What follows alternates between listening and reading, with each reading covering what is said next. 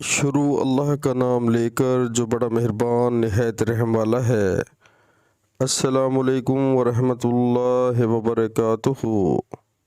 رسول اللہ صلی اللہ علیہ وآلہ وسلم نے غسل جنابت کے لیے پانی رکھا، پھر آپ صلی اللہ علیہ وآلہ وسلم نے پہلے 2 یا 3 مرتبہ اپنے دائیں ہاتھ سے بائیں ہاتھ پر پانی ڈالا، پھر شرمگاہ دھوئی، پھر ہاتھ کو زمین پر یا دیوار پر 2 یا 3 بار رگڑا، پھر کلی کی اور ناک میں پانی ڈالا اور اپنے چہرے اور بازوؤں کو دھویا، پھر سر پر پانی بہایا اور سارے بدن کا غسل کیا، پھر اپنی جگہ سے سرک کر پاؤں دھوئے۔